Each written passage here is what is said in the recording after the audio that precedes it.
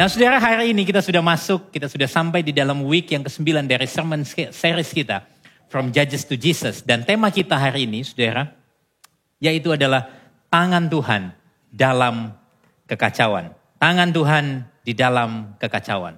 Nah saudara, kita sudah membaca sampai minggu yang lalu kitab Hakim-Hakim sampai pasal yang ke-8. Dan hari ini kita akan melihat pasal yang ke-9.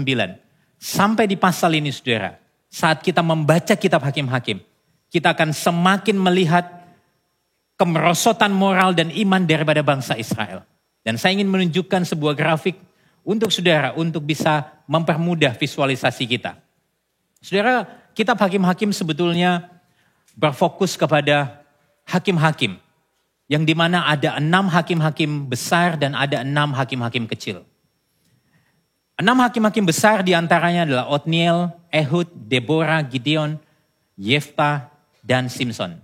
Perenungan kita hari ini sebetulnya masuk di dalam kerangka besar kitab Hakim-Hakim bertemakan Gideon sebetulnya. Nah, di antara 6 hakim-hakim yang besar ini, ada hakim-hakim kecil, yaitu Samgar, Tola, Yair, Ebsan, Elon, dan Abdon. Kenapa mereka disebut hakim-hakim kecil? Karena catatan mereka di dalam kitab Hakim-Hakim memang tidak terlalu banyak. Nah, ini adalah klasifikasi yang sederhana. Tapi kalau saudara lihat, desain daripada grafik ini, saudara menunjukkan bagaimana degradasi warna yang terjadi. Dan itu sampai kepada sebuah titik di mana kemerosotan moral umat Tuhan semakin hancur. Bahkan kekuatan daripada para hakim-hakim pun semakin lemah. Mereka semakin banyak kompromi dengan begitu banyak hal. Dan saudara, yang menarik bagi saya, waktu kita masuk di dalam pasal yang ke-9 ini, ada sesuatu yang berbeda. Kalau kita menjumpai pola yang terjadi di dalam kitab Hakim-Hakim, setelah Yosua mati, kemudian ada bangsa Mesopotamia yang menindas umat Israel. Lalu kemudian Tuhan bangkitkan Otniel dan seterusnya. Kita melihat ada bangsa lain yang Tuhan bangkitkan untuk apa? Untuk menekan bangsa Israel. Tapi kali ini ada sebuah cerita yang berbeda. Nah saudara, perhatikan grafik ini. Ini grafik yang lain yang saya ingin pertunjukkan kepada saudara supaya saudara bisa melihat bagaimana kemerosotan moral bangsa Israel dan juga kekuatan para hakim yang semakin lemah. Tetapi pada saat yang sama ada siklus dosa yang mulai berbeda di sini. Saudara lihat ya, setelah Yosua meninggal, bangsa Israel kemudian menyembah Allah-Allah lain. Lalu bangkitlah bangsa Mesopotamia menekan bangsa Israel. Lalu Tuhan menghadirkan Otniel.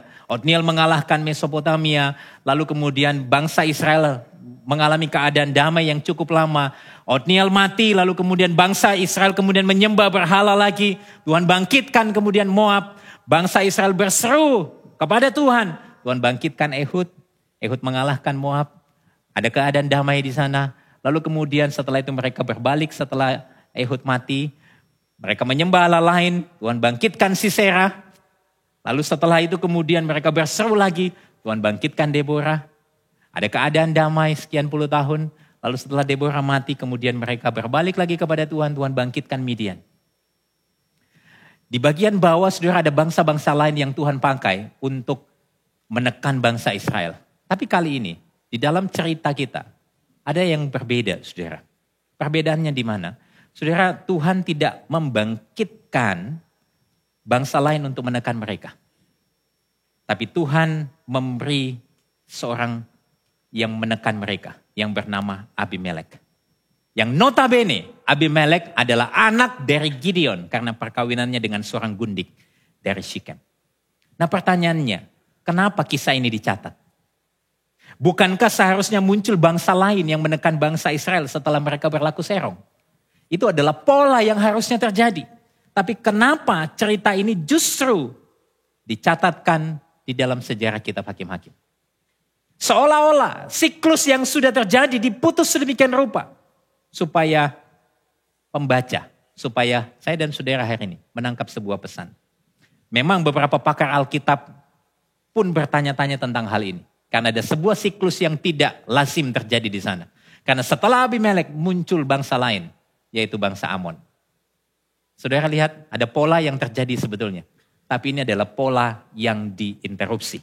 Nah, saudara, bagi saya inilah yang membuat kemudian pesan Alkitab itu menjadi sebuah hal yang sangat menarik. Karena di dalam setiap cerita itu ada pesan yang sangat mendalam. Nah, hari ini kita akan telusuri bersama-sama dengan tema tangan Tuhan dalam kekacauan. Dan kita akan membaca pasal yang ke-9 dan nanti pasal yang ke-10. Kita hanya akan membaca beberapa bagian. Kita baca bertanggapan, saya mulai terlebih dahulu. Lalu bagian yang oranye kita baca bersama-sama. Hakim-Hakim pasal 9 ayat 1-3. Adapun Abimelek bin Yerubbaal pergi ke Sikem kepada saudara-saudara ibunya. Dan berkata kepada mereka dan kepada seluruh kaum dari pihak keluarga ibunya. Tolong katakan kepada seluruh warga kota Sikem, manakah yang lebih baik bagimu? 70 orang memerintah kamu, yaitu semua anak Yerubbaal, atau 1 orang. Dan ingat juga bahwa aku darah dagingmu. Lalu saudara-saudara ibunya mengatakan hal ihwalnya ini kepada seluruh warga kota Sikem. Maka condonglah hati orang-orang itu untuk mengikuti Abimelek. Sebab kata mereka memang ia saudara kita. Ayat yang keempat. Sesudah itu mereka memberikan kepadanya 70 uang perak dari kuil Baal Berit. Lalu Abimelek memberi perak itu sebagai upah kepada petualang-petualang dan orang-orang nekat supaya mengikuti dia. Ia pergi ke rumah ayahnya di Ofra, lalu membunuh saudara-saudaranya anak-anak Yerubbaal, 70 orang di atas satu batu. Tetapi Yotam anak bungsu Yerubbaal tinggal hidup karena ia menyembunyikan diri. Kemudian berkumpullah seluruh warga kota Sikem dan seluruh Bet Milo. Mereka pergi menobatkan Abimelek menjadi raja dekat pohon terbantin di tugu peringatan yang di Sikem. Ayat 22-24. Setelah 3 tahun lamanya, Abimelek memerintah atas orang Israel. Maka Allah membangkitkan semangat jahat di antara Abimelek dan warga kota Sikem. Sehingga warga kota Sikem itu menjadi tidak setia kepada Abimelek. Supaya kekerasan terhadap ke-70 anak Yerubbaal dibalaskan. Dan darah mereka ditimpakan kepada Abimelek. Saudara mereka yang telah membunuh mereka dan kepada warga kota Sikem yang membantu dia membunuh saudara-saudaranya itu. Ayat 56 dan 57. Demikianlah Allah membalaskan kejahatan yang dilakukan oleh Abimelek kepada ayahnya. Yaitu pembunuhan atas ke-70 saudaranya. Juga segala kejahatan orang-orang Sikem ditimpakannya kembali oleh Allah kepada kepala mereka sendiri.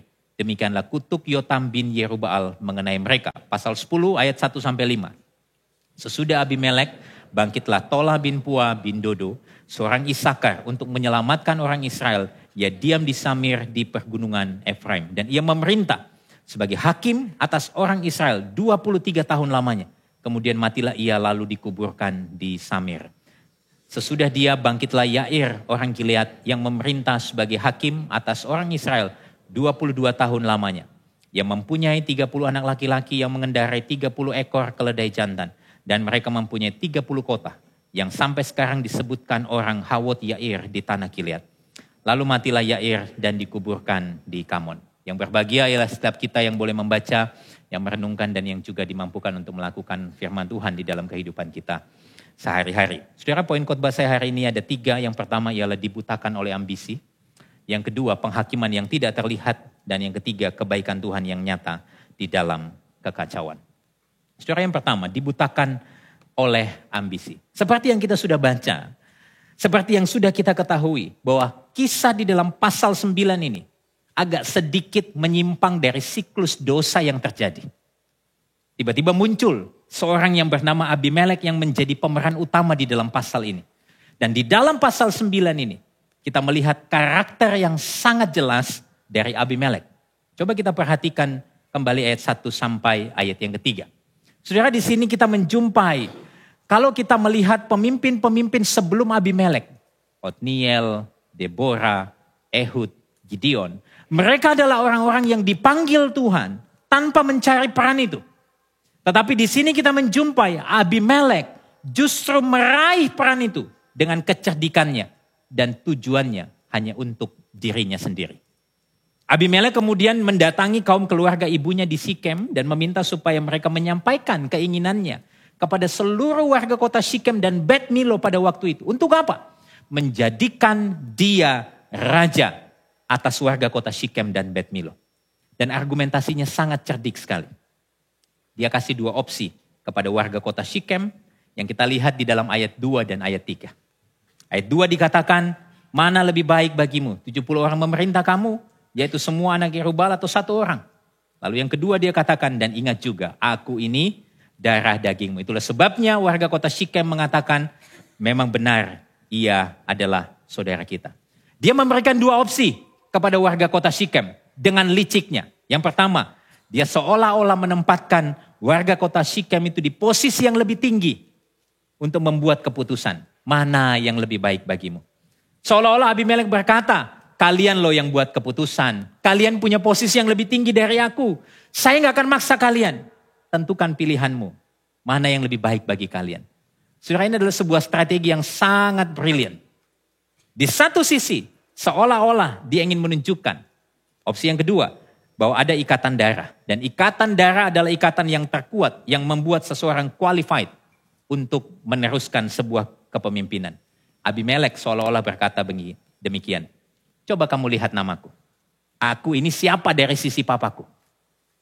Arti namaku saja, ayahku adalah raja. Jadi tentu kamu kenal dia, bukan? Dia pahlawan nasional. Tapi jangan lupa, dari sisi mamaku, aku ini salah satu dari kalian.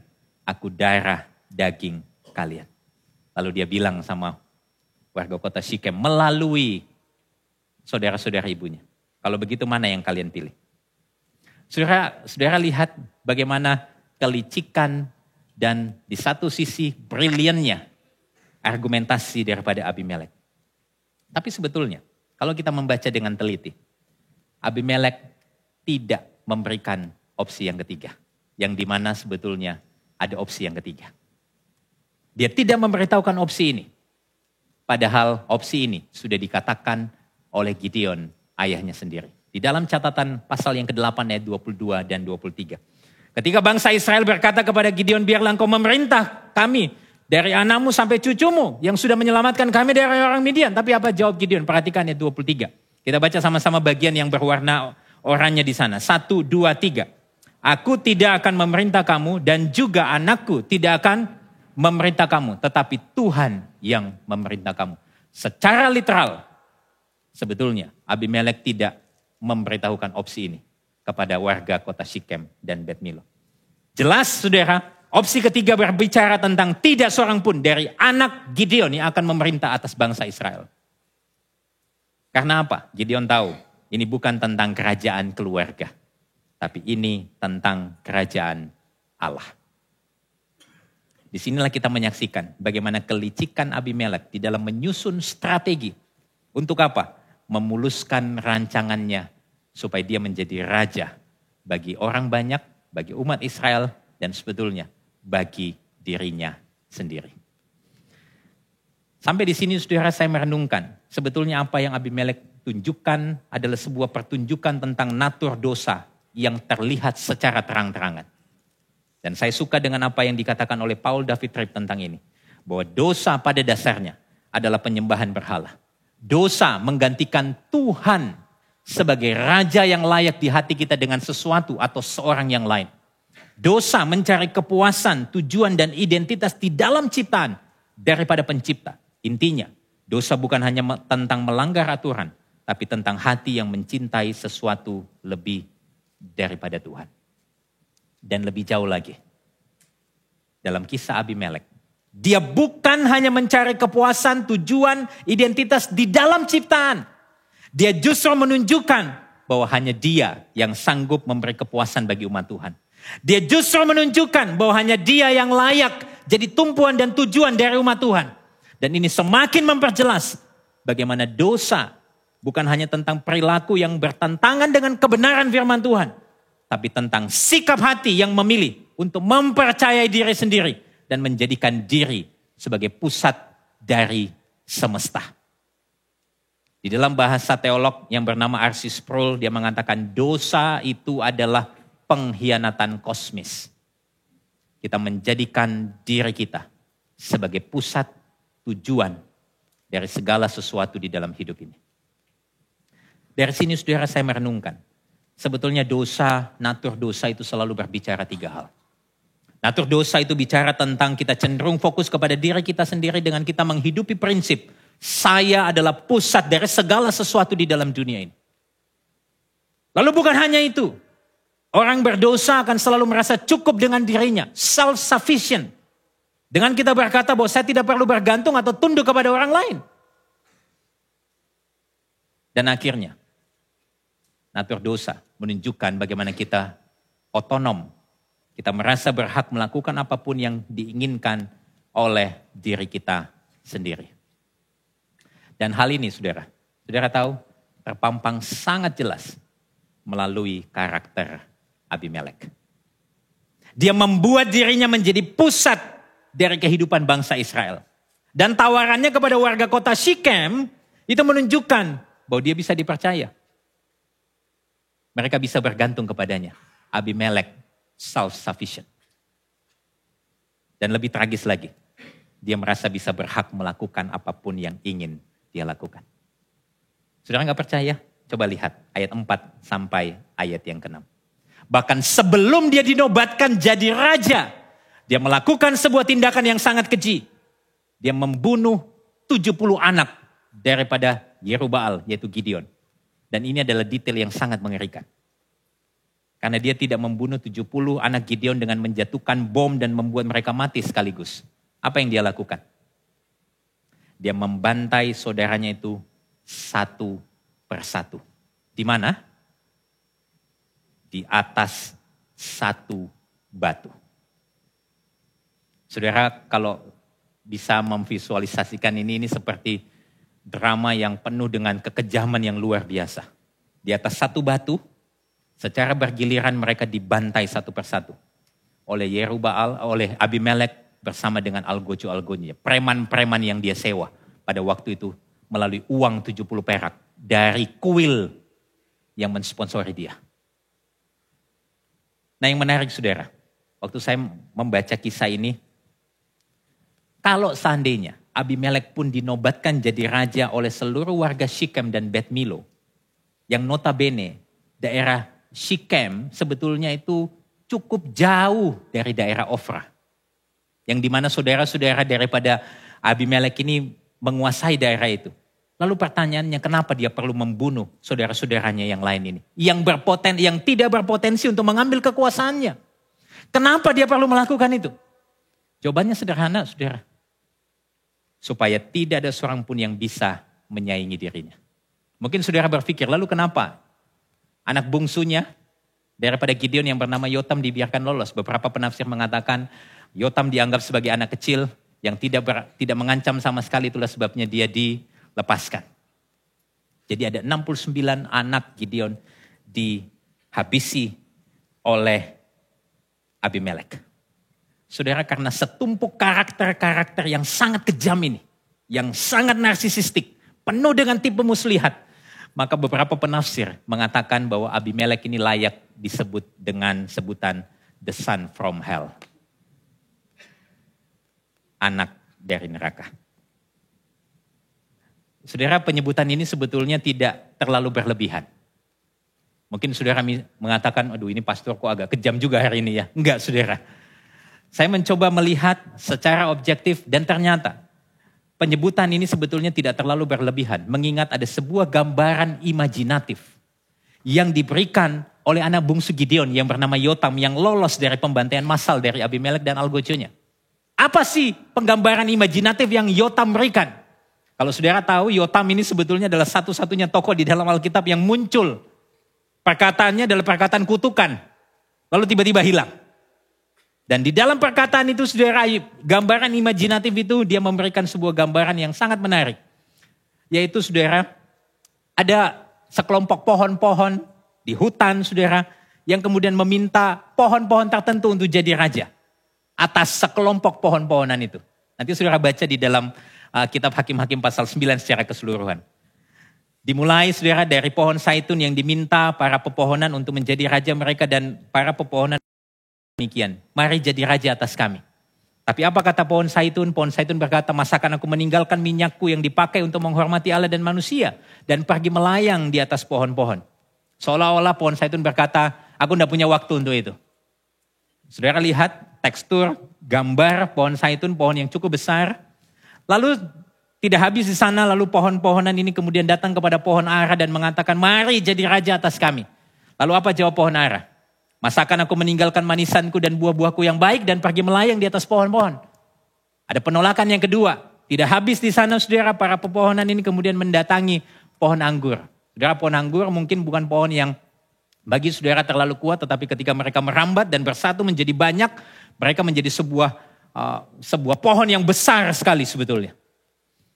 Lalu datang para pepohonan kepada pohon anggur dan berkata, mari jadi raja atas kami. Di ayat 13.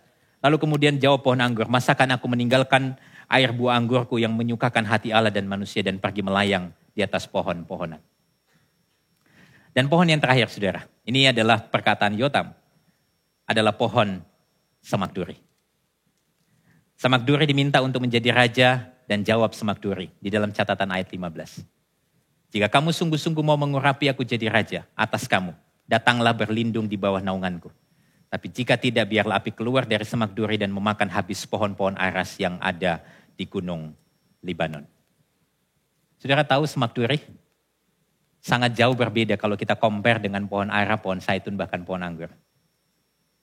Tapi karena frustrasinya para pepohonan ini, sehingga semak duri pun diminta untuk menjadi raja atas seluruh pohon-pohon.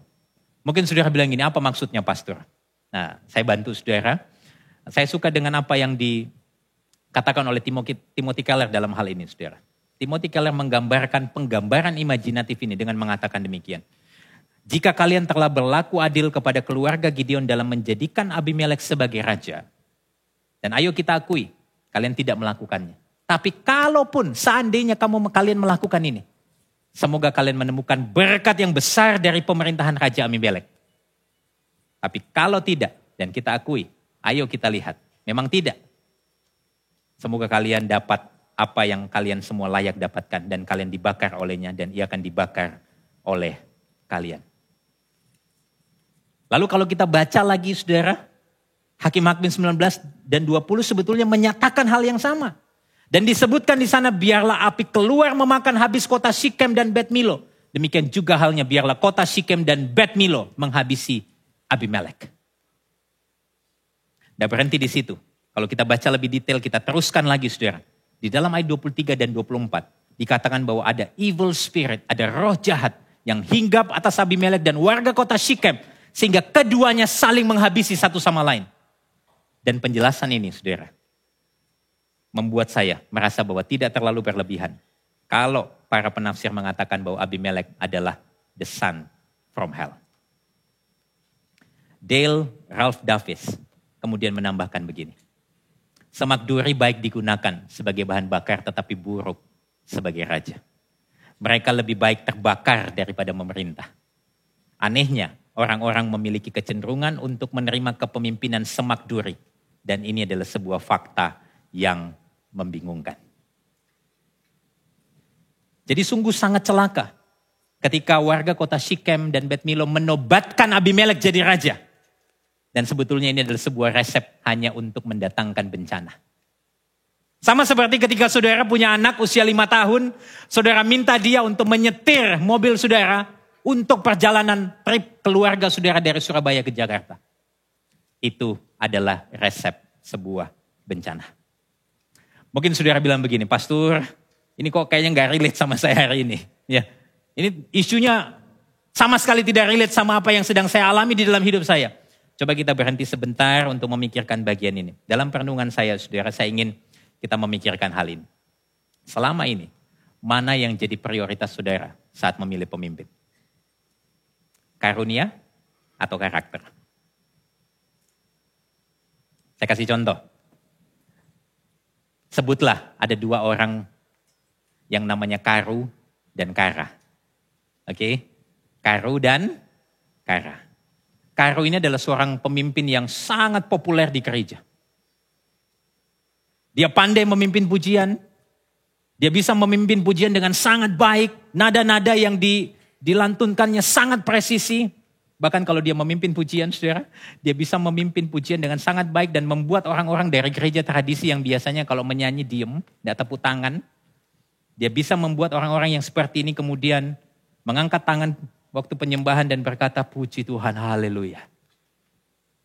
Kalau dia menyampaikan khotbah, saudara, dia bahkan bisa membuat orang-orang yang kaku quote and quote, bisa meneriakkan kata amin dengan leluasa. Kalau dia mengajar kelas-kelas doktrinal, kelas-kelas apologetika, dia bisa membuat orang-orang yang bosan dengan doktrin akan sangat menyukai itu. Kalau dia jadi asyir di depan pintu gereja, dia akan bisa membuat orang yang selama ini tertolak di gereja sangat di-welcome di gereja. Luar biasa bukan? Karu adalah orang yang sangat berbakat. Kara adalah seorang yang tidak begitu menonjol. Dia bukan orang yang fasih dalam bersosialisasi. Dia mungkin juga tidak fasih dalam memimpin pujian. Tetapi dia punya kasih yang begitu besar kepada keluarganya. Dia sabar, dia punya kemurahan hati yang luar biasa kepada orang miskin. Bahkan seringkali dia membuka pintu rumahnya untuk menampung orang-orang yang kesusahan. Dia acap kali kemudian memberi makan kepada mereka. Tidak hanya itu juga sebetulnya, ketika orang-orang datang kepadanya, dia bisa menjelaskan Alkitab dengan cukup baik sehingga Alkitab bisa dipahami dengan jelas oleh orang-orang yang datang kepadanya. Baik Karu dan Kara, saudara lihat perbedaannya. Pertanyaan saya ingin berinteraksi dengan saudara of course ya. Tolong jangan kaku ya. Jangan diam, anggaplah saya Karu yang kemudian mengajak Anda untuk berinteraksi, oke? Kalau saudara diminta pilih, saudara pilih Karu atau Kara? Yang pilih Karu angkat tangan. Oke, yang pilih Kara angkat tangan. Yang gak pilih, saudara maunya apa? Saya aja pastor, gak usah Karu sama Kara, begitu kan ya.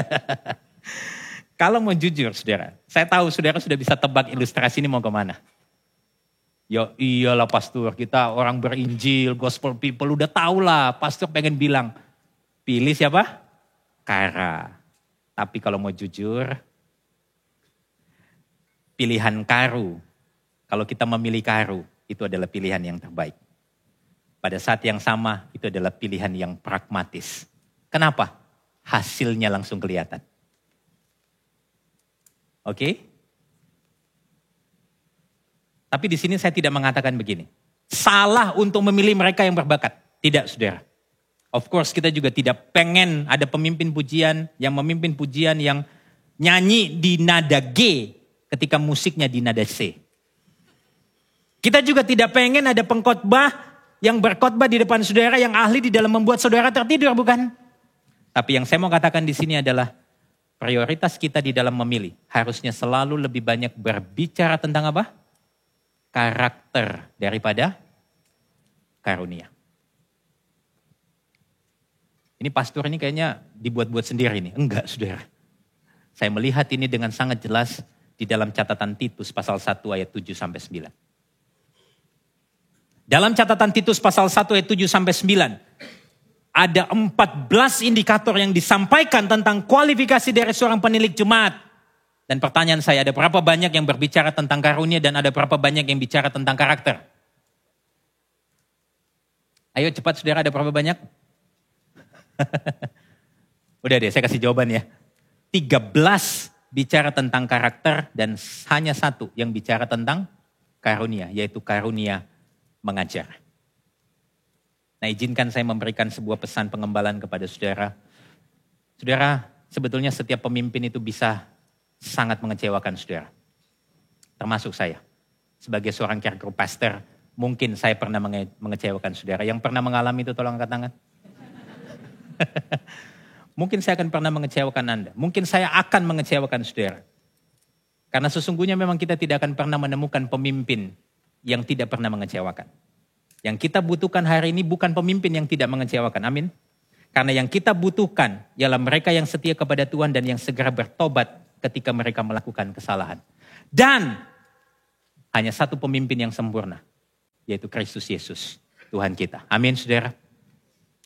Tapi begini, saudara lalu bilang, terus apa? Apa aplikasinya bagi saya? Secara sederhana saya ingin mengatakan begini. Jangan memilih pemimpin yang dibutakan oleh ambisi. Dan jangan biarkan ambisi membutakan Anda untuk meraih kepemimpinan. Bagi saudara yang ada di level kepemimpinan mungkin merasa, waduh ini kayaknya pesan buat aku ini. Tapi bagi saudara mungkin yang merasa, enggak pastor saya ibu rumah tangga. Saya adalah wanita yang saya gak peduli sama kepemimpinan. Pastor kayaknya gak relate hari ini. Saya pengen sampaikan kebenaran ini kepada saudara.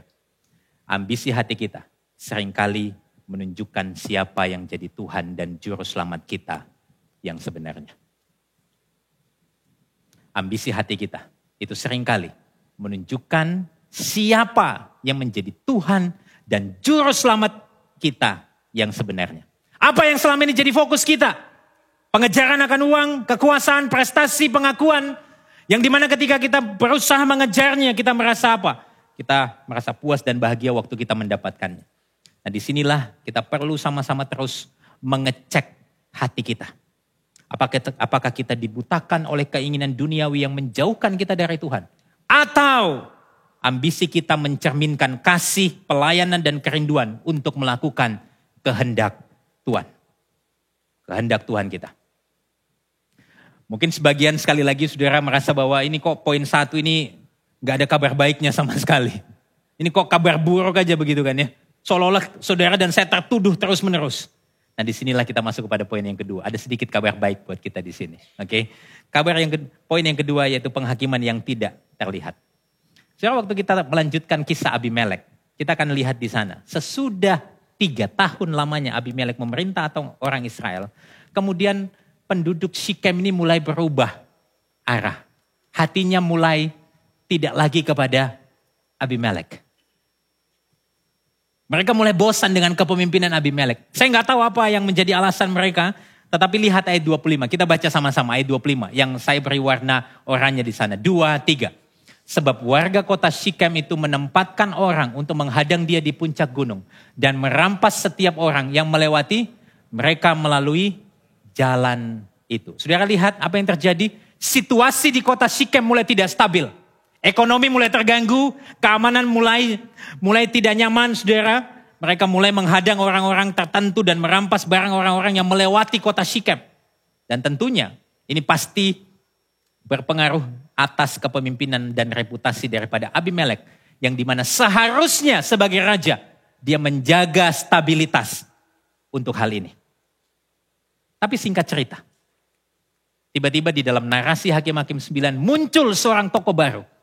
Ibarat selama ini warga sangat memuja seorang yang bernama Abimelek, tiba-tiba muncul seorang politikus baru yang bernama Gaal bin Ebed. Ini ibarat sebuah film, jagoan baru kayaknya jagoan lama sudah mulai lemah, sudah mulai gak bisa diandalkan, tiba-tiba muncul jagoan baru. Wah, namanya Gaal bin Ebed. Di dalam ayat 26-27, di sana dijelaskan dengan sangat jelas, muncul seorang yang bernama Gaal bin Ebed. Dia beserta saudaranya pindah dan datang ke kota Sikem. Dan warga kota Sikem apa? Percaya kepadanya. Saudara, menarik sekali dalam penelusuran saya terhadap bahasa Ibrani dari nama Abimelek dan Gaal bin Ebed. Nama Abimelek sekali lagi adalah ayahku adalah raja. Saudara tahu apa arti nama daripada Gaal bin Ebed? Gaal bin Ebed di dalam bahasa Ibrani, arti namanya adalah anak dari bukan siapa-siapa. Jadi nampaknya penulis kitab Hakim-Hakim ini ingin mengkontraskan. Yang satu ini anak raja, yang satu ini anak dari bukan siapa-siapa. Lalu kemudian anak yang dari bukan siapa-siapa ini mengambil hati penduduk kota itu. Singkat cerita dia menghasut orang Sikem dengan berkata, siapa itu Abimelek dan siapa kita Sikem? Siapa yang berani menjadikan kita hamba? Wah, dia berorasi di depan warga Sikem dan mengumpulkan empati daripada warga Sikem. Lalu Gaal seolah-olah di dalam ayat 28 nanti saudara bisa baca, dia ingin berkata begini, kalau saya yang memerintah kalian semua, Abimelek itu kecil. Tentara bayaran dan preman bayarannya pasti bisa kutumpas habis. Sekali lagi, saya ingin menunjukkan bagaimana kita melihat gambaran pemimpin yang jauh dari kualitas pemimpin dengan karakter yang rendah hati di sini. Gaal bin Ebed terlihat begitu sombong, seperti seorang yang mungkin berjalan dengan kancing yang terbuka dan memperlihatkan seluruh bagian tubuhnya yang kuat, yang sanggup mengalahkan Abimelek. Hasilnya, memang penduduk Sikem terpukau dengan dia dan senang dengan Gaal. Lalu sekarang berganti memihak Gaal bin Ebed. Tapi ada yang miris, saudara. Ada yang miris di sini. Ini sebuah plot twist daripada cerita ini. Ada tokoh yang lain yang muncul di dalam ayat 30 dan 31. Kita baca sama-sama ya. Ayat 30 dan 31. 2, 3. Ketika Sebul penguasa kota itu mendengar perkataan Gaal bin Ebed, bangkitlah amarahnya. Ia mengirim utusan kepada Abimelek di Aruma dengan pesan apa? Gaal bin Ebed dan saudara-saudaranya telah datang ke Sikem dan ketahuilah mereka menghasut kota itu melawan engkau. Ada seorang yang namanya Sebul, dia mungkin politisi papan atas di kota Sikem. Sebul ini nampaknya sangat loyal kepada Abimelek, sehingga dia melaporkan niatan daripada Gaal bin Ebed kepada Abimelek. Tapi pada saat yang sama, perhatikan, Sebul ini ada di mana? Di Sikem. Dia nampaknya politikus bermuka dua.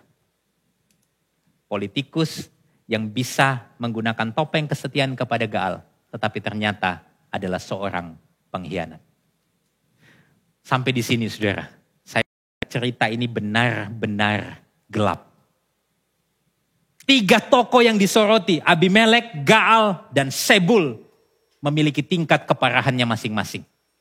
Abimelek sangat ambisius, Gaal sangat sombong, Sebul tidak bisa dipercaya. Lalu singkat cerita, akhirnya kesombongan Gaal sampai ke telinga Abimelek dan Abimelek murka atas itu. Pertempuran terjadi, Abimelek menyerang Gaal, dan akhirnya Gaal pun pergi dari Sikem dengan kekalahan. Apakah cerita itu selesai di sini, saudara? Ternyata tidak. Setelah hari itu berlalu, Abimelek tampaknya yang sudah menang. Ada sebuah catatan yang menarik di dalam pasal 42 sampai 45. Kalau saya boleh gambarkan, saudara. Orang-orang Sikem ini berpikir bahwa semua drama ini sudah selesai. Kontestasi politik sudah dimenangkan oleh Abimelek. Tapi ternyata mereka keliru menganggap itu.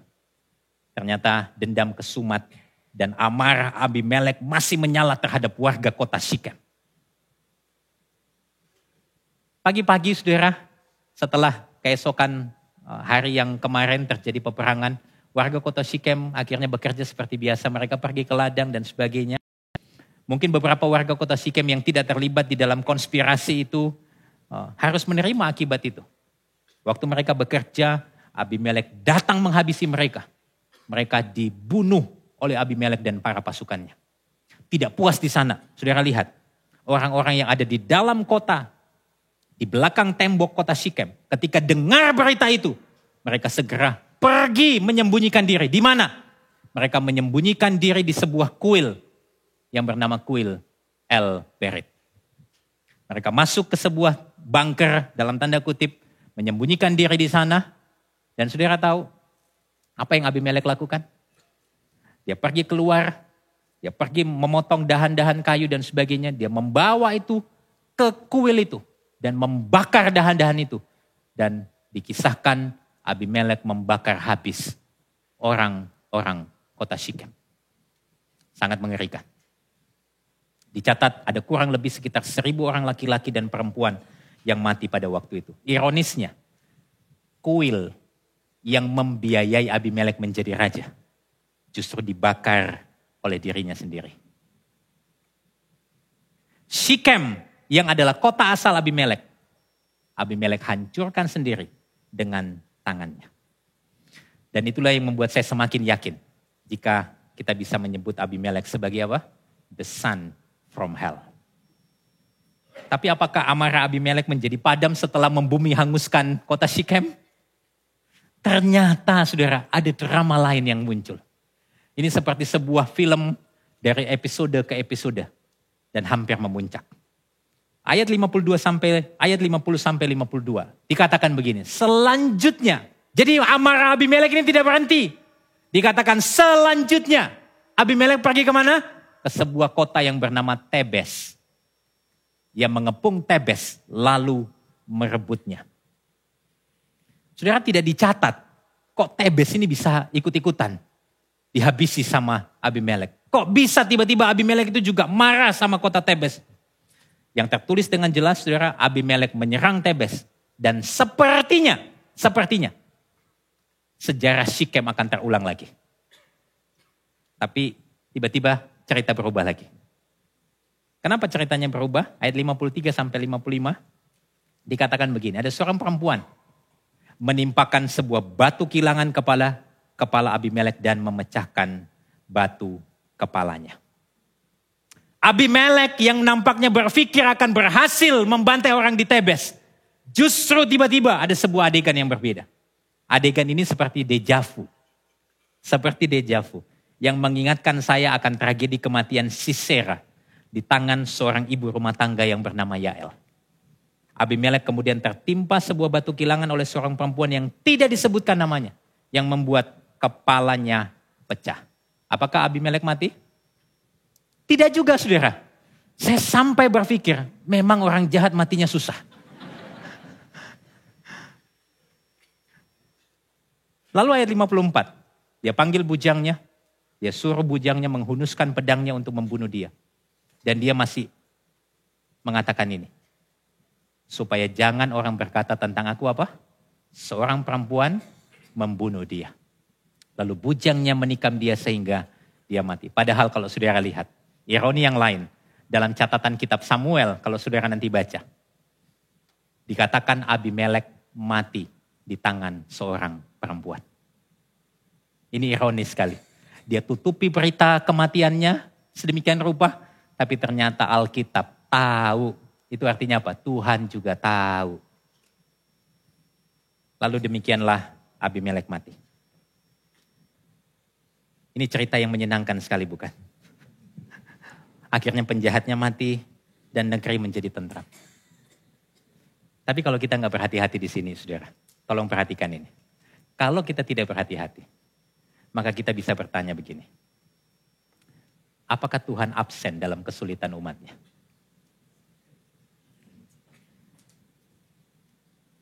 Kok ceritanya ini seolah-olah cerita yang sangat kelam. Seolah-olah Tuhan itu tidak campur tangan di dalam kisah-kisah ini. 69 anak Gideon mati, dibantai. 1000 laki-laki dan perempuan mati di kota Shikem dengan cara yang mengenaskan. Beberapa puluh orang mungkin di kota Tebes juga mengalami hal yang sama. Lalu di mana Tuhan? Mungkin tidak jarang kita pun ketika kita mengalami situasi-situasi yang sulit, kita seringkali juga bertanya, kenapa Tuhan tidak hadir di dalam situasi yang sulit dalam hidupku? Tapi disinilah kita perlu lihat dengan teliti apa yang Alkitab nyatakan. Coba perhatikan ayat 56-57. Sebetulnya ada 2 kali di sana, ayat 56 dan 57.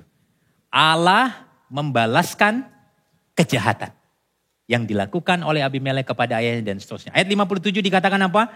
Juga segala kejahatan orang Sikem ditimpakan kembali oleh siapa? Oleh Allah.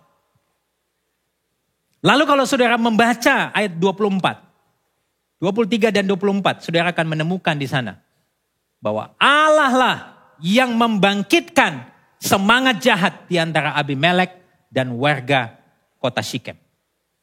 Dalam ayat ini saudara, perhatikan ini. Penulis kitab Hakim-Hakim menunjukkan kepada kita sekilas apa yang Tuhan lakukan. Tuhan tidak absen. Dia sepenuhnya mengendalikan segala sesuatu yang terjadi di dalam kisah umatnya. Saya ingin kasih tahu satu kebenaran ini untuk saudara. Hanya karena Tuhan tidak terlihat, bukan berarti dia tidak aktif terlibat. Justru dalam kisah Abimelek, penghakiman Allah terlihat sangat jelas. Cara kerja Allah sangat tenang dan sangat bertahap di dalam cerita ini. Dan saya suka dengan apa yang Timothy Keller katakan tentang ini. Tuhan mungkin telah diam, tetapi ia tidak absen. Dalam apa yang tampak sebagai jalur alami peristiwa, ia bertindak dalam penghakiman. Tidak ada petir dari surga, tetapi ada keadilan. Kalau kita menyaksikan Abimelek menghancurkan Sikem dan orang-orang Sikem akhirnya menghancurkan Abimelek dengan bantuan orang di Tebes. Kita menghadapi sebuah kenyataan di sini bahwa kejahatan pada naturnya akan saling menghancurkan. Dan tahukah saudara, Allah seringkali menghakimi dengan cara ini. Allah seringkali menggunakan orang jahat untuk menghancurkan orang jahat lainnya. Dan ini adalah sebuah kebenaran yang penting yang kita perlu sadari. Bahwa tidak ada persekutuan di dalam kejahatan. Kejahatan tidak punya kekuatan untuk bertahan satu sama lain. Karena mereka pada naturnya akan saling menghancurkan satu sama lain. Kisah ini sebetulnya punya kemiripan dengan kisah ketika seorang yang bernama Haman ingin membunuh Mordekai dan umat Israel. Apa yang terjadi, saudara? Haman dengan rencananya untuk menggantung Mordekai di tiang pancung yang sama, dia digantung di sana. Kejahatan menghancurkan kejahatan. Tapi jangan salah kaprah. Saudara jangan bilang begini, kalau gitu pastor Tuhan yang menciptakan kejahatan. Saya pengen katakan ini, Tuhan memang menggunakan kejahatan untuk menghancurkan kejahatan. Tetapi dia bukan penulis kejahatan. Dan dia tidak akan membiarkan kejahatan menjadi kata terakhir dalam sejarah umatnya. Serta mengacaukan dunia yang diciptakannya.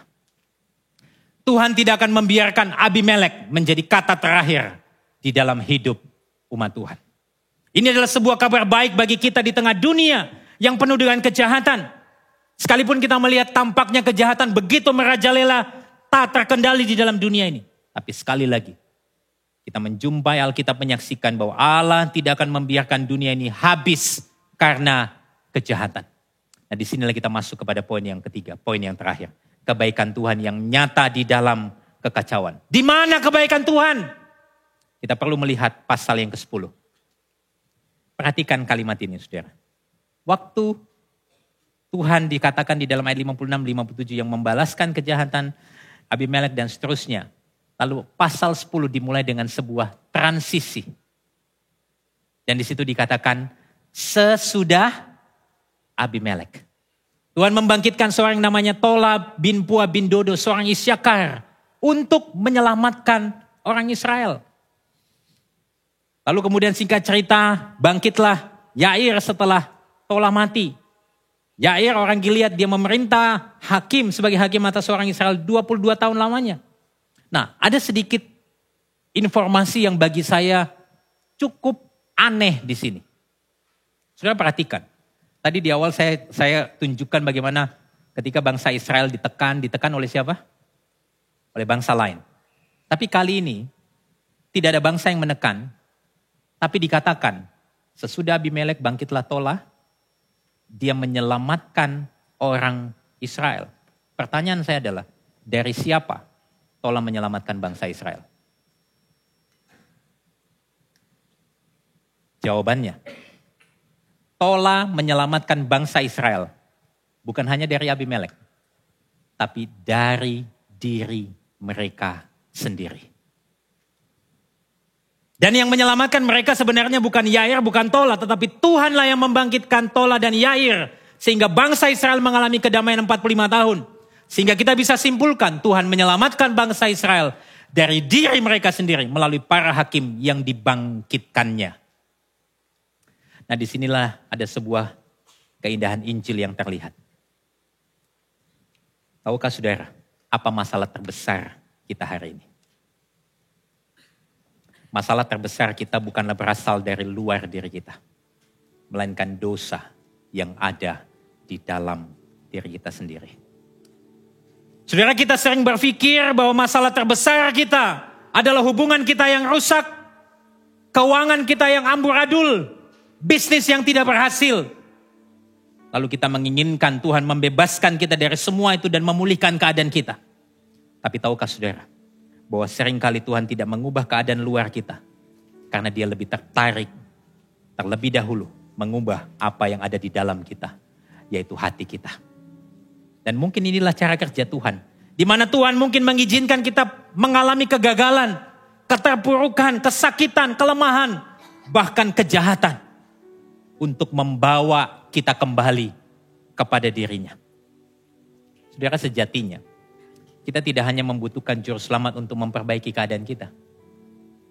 Kita membutuhkan juru selamat untuk memperbaiki kita. Tapi jangan buru-buru mengambil kesimpulan dan mengatakan, aduh kalau begitu Tuhan jahat banget pastor. Tidak, saudara. Waktu Tuhan mengizinkan semua itu terjadi, ada keterpurukan, penderitaan, kejahatan, bahkan kematian. Tahukah saudara? Dia tidak menimpakan itu dari hatinya. Apa yang ada di dalam hati Tuhan ketika saya dan saudara mengalami semua itu? Ratapan 3 ayat 31 sampai 33 mengatakan ini. Saya mengambil versi Alkitab bahasa Indonesia masa kini. Kita baca sama-sama. Ratapan 3 ayat 31 sampai 33. 2, 3. Sebab Tuhan tidak akan menolak kita untuk selama-lamanya. Sebab setelah Ia memberikan penderitaan, Ia pun berbelas kasihan karena Ia tetap mengasihi kita dengan kasih yang tak ada batasnya. Ia tidak dengan rela hati membiarkan kita menderita dan sedih. Kabar baiknya saudara, Dia adalah Tuhan yang penuh belas kasih. Dia limpah setia bagi kita umatnya yang tidak setia. Dan untuk membebaskan kita dari musuh yang ada di dalam diri kita yaitu dosa, Dia memberikan hakim yang sempurna, juru selamat yang penuh kasih, Raja yang adil, yaitu Yesus Kristus. Dan saudara, kalau kita mau kembali kepada cerita Abimelek hari ini, sebetulnya Yesus adalah kebalikan total dari Abimelek. Abimelek yang tadi berulang saya katakan dia bisa disebut sebagai anak dari neraka. Dia menyusun rencana yang begitu brilian untuk menjadikan dia raja. Yang dimana dia sebetulnya hanya tertarik melayani dirinya sendiri. Dengan cara apa? Dia membunuh saudara-saudaranya. Dia sangat terobsesi dengan ambisinya. Bahkan apa saudara? Dia bahkan terobsesi dengan kemarahan untuk membalaskan dendam. Tapi Yesus, Dia yang adalah anak Allah, turun dari surga, masuk ke dalam dunia. Menjadi manusia, bahkan menjadi hamba. Dia yang adalah raja segala raja. Dia meninggalkan tahtanya. Dia melayani saya dan saudara. Dia mengorbankan dirinya. Bahkan dia mengalami murka dan keadilan Allah. Dia mengalami kemarahan Allah di atas salib. Di atas salib, Yesus mengalami murka dan keadilan Allah. Dia menerima hukuman atas kejahatan yang tidak diperbuatnya. Dia ditolak, ditinggalkan atas hidupnya yang sempurna dan berkenan. Bahkan dia menanggung segala rasa sakit sampai mati. Pertanyaannya untuk apa? Agar kita yang berdosa ini dapat menerima pengampunan. Agar kita yang seharusnya mengalami kematian menerima kehidupan kekal. Agar kita yang harusnya tertolak diterima sebagai anak-anak Allah. Agar kita yang harusnya menderita hari ini, di dalam penderitaan kita punya pengharapan abadi. Agar kita yang hari ini kalau kita mengalami duka cita, kita bisa menerima penghiburan yang terbesar. Sesungguhnya, waktu kita mengalami kasih setia Tuhan, kebaikan Tuhan yang tidak pantas kita terima melalui Yesus. Hari ini saudara, hati kita dibebaskan dari perbudakan dosa. Hati kita dibebaskan dari ambisi-ambisi yang mengejar dunia ini. Hati kita dibebaskan dan hati kita digantikan dengan hati yang baru untuk hidup bagi kemuliaan Tuhan. Amin saudara. Dengan kata lain, Injil sesungguhnya sanggup mengubahkan manusia lama kita yang mencintai diri kita untuk menjadi manusia baru yang mencintai Kristus. Lalu apa yang menjadi refleksi kita hari ini? Coba renungkan ini. Apa yang selama ini seringkali membutakan kita, ambisi-ambisi kita untuk membangun kerajaan kita sendiri?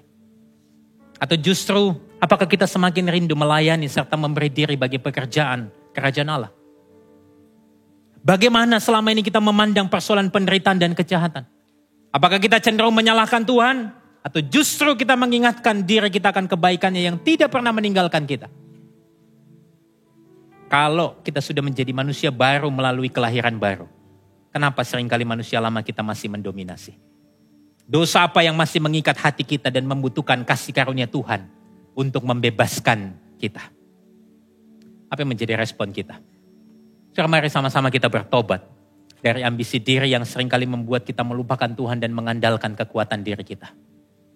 Mari arahkan pandangan kita kepada karya salib Kristus dan ingat senantiasa kasih karunia-Nya, kesetiaannya yang tidak pernah berkesudahan di dalam hidup kita. Saudara, betapa besar kebaikan Tuhan bagi saya dan saudara. Maukah saudara merespon hari ini? Mari sama-sama kita berdiri. Implikasi Injil di dalam perenungan hari ini. Orang berinjil tidak mencari posisi bagi dirinya sendiri, melainkan rindu untuk melayani orang lain. Sebagaimana apa yang Kristus telah lakukan, dia memberi diri dan melayani terlebih dahulu. Orang berinjil, dia sadar akan kehadiran Tuhan dan akan percaya bahwa kasih setia Tuhan kekal selamanya, sekalipun hidup memang tidak selalu berjalan dengan mulus. Orang berinjil adalah orang-orang yang mudah bertobat dari kecenderungan dosa dan yang dimampukan untuk hidup seturut kehendak Tuhan di dalam segala perkara. Kita beri kemuliaan untuk Tuhan kita.